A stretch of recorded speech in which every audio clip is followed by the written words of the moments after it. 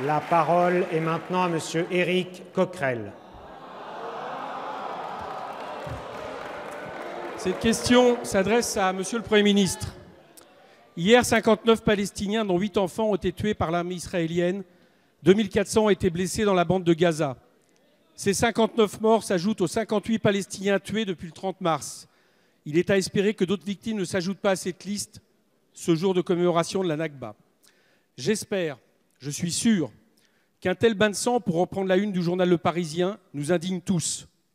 L'indignation est évidemment nécessaire, mais la situation réclame aussi des gestes politiques à la hauteur du danger. Cela fait malheureusement trop longtemps que l'État israélien agit à l'encontre du droit international en poursuivant notamment la colonisation des territoires occupés. Mais dès lors que les USA se rangent inconditionnellement à ses côtés, comment s'étonner de cette fuite en avant du gouvernement de Benjamin Netanyahou, non content de rompre unilatéralement avec les résolutions de l'ONU en installant son ambassade à Jérusalem? Donald Trump a en effet manié hier la provocation jusqu'à accuser les Palestiniens d'être les propres responsables de cette tuerie. Il s'agit, après la rupture unilatérale des accords avec l'Iran par les USA, d'un pas de plus vers l'abîme. Cette situation est tragique pour le peuple palestinien et la solution de 2 États souverains.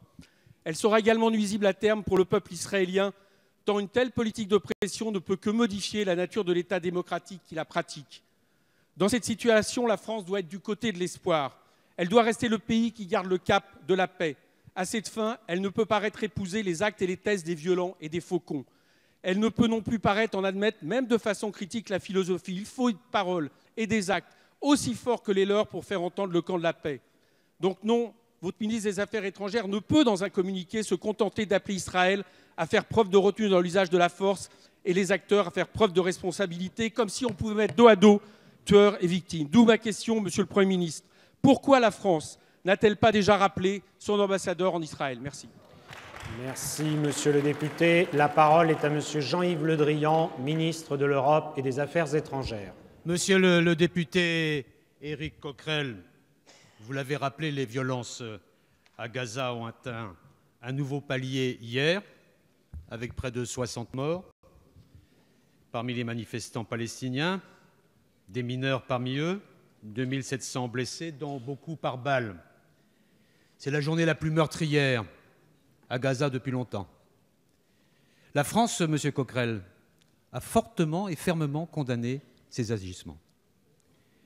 Elle a rappelé les autorités israéliennes à leur devoir qui est de protéger les civils. Et le président de la République le redira aujourd'hui à M. Netanyahou.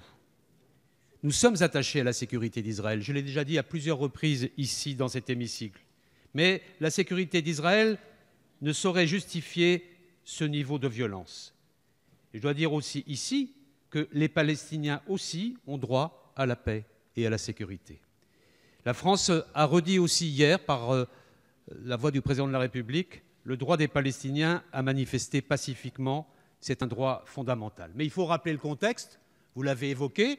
Il y a d'abord la situation de blocus qui existe à Gaza, qui fait que cette zone est dans une situation humanitaire catastrophique. Il faut ouvrir une discussion déjà pour débloquer cette situation et permettre à l'action humanitaire de se déployer, y compris par l'initiative européenne. Et puis, par ailleurs, il faut faire en sorte qu'il y ait une procédure de négociation, seule procédure permettant d'aboutir à la coexistence de 2 États dans des frontières sûres et sécurisées de part et d'autre. Voilà quelle est la position de la France, mais c'est la position de la France depuis très longtemps. Il importe aujourd'hui de la rappeler. Merci.